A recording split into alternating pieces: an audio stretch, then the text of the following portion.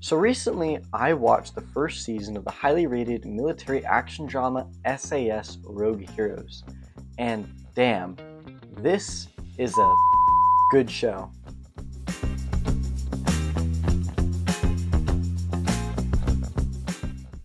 I want to get to the point fast. SAS Rogue Heroes is a really good show, and I'm going to convince you why. First of all, the show is created and written by none other than Steven Knight.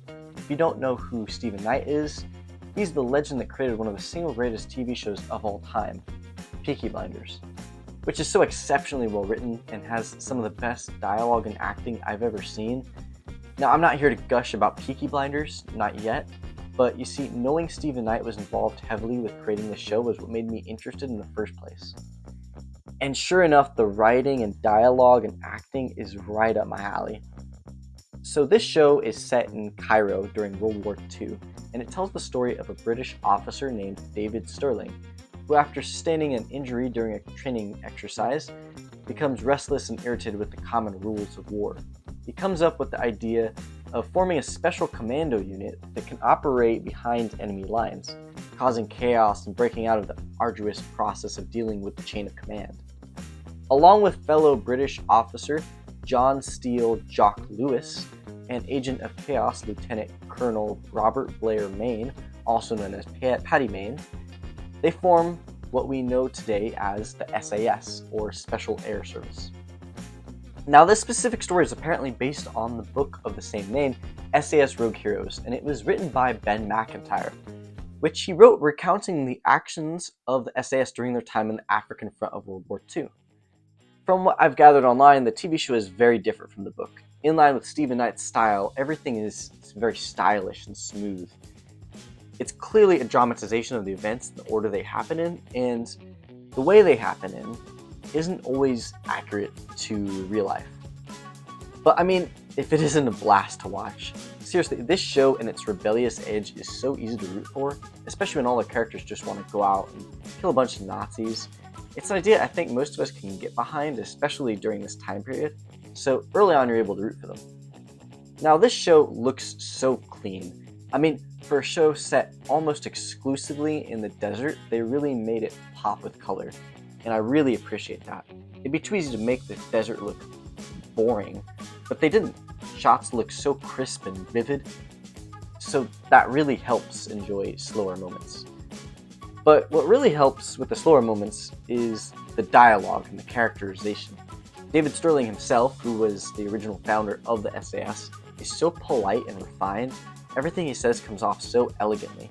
Connor Swindles brings such a calm, sophisticated presence to the show, when most men are just eager to kill and go wild.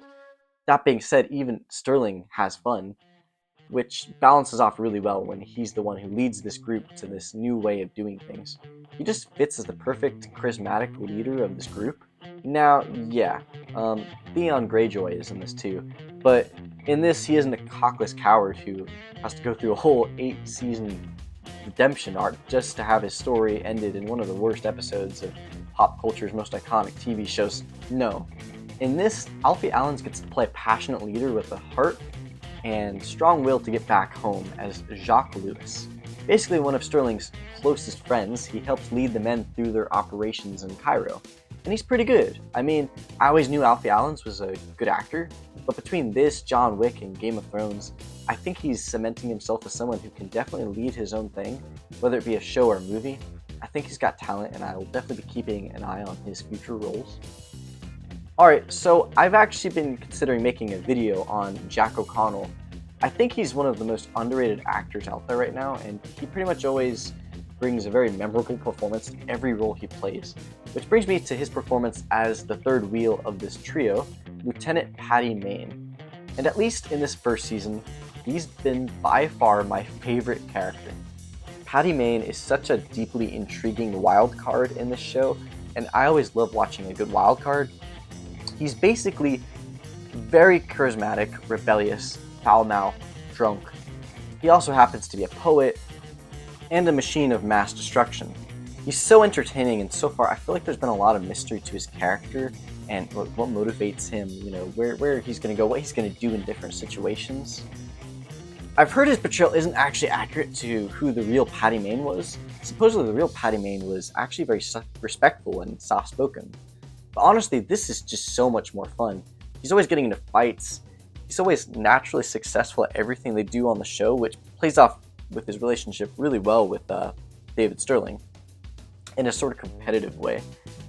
The performance may not be accurate, but I see why they wanted to have a character like this. For storytelling purposes, he adds some more drama and helps keep the story in line with Stephen Knight's style for this story. And speaking of Knight's style, I want to go into that rule. If you haven't seen Peaky Blinders, first of all, you probably should, but yeah, this style is a little different. The best way I could personally describe it is like the attitude and music you'd see in a Guy Ritchie movie. And honestly, I don't know who else to really compare his work to. I'm at a loss.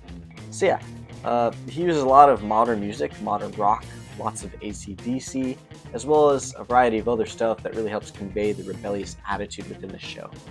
Knight also utilizes a snappy way of writing dialogue, imbuing each character with a strong dose of charm and wit.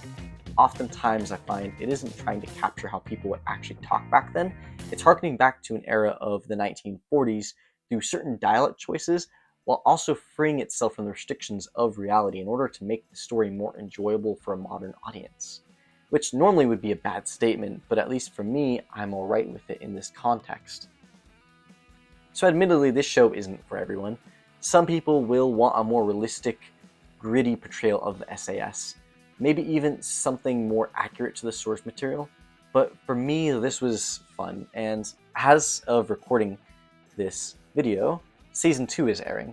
It's too early to say how it improves or fails it to improve on the first, but I have high hopes given the setup.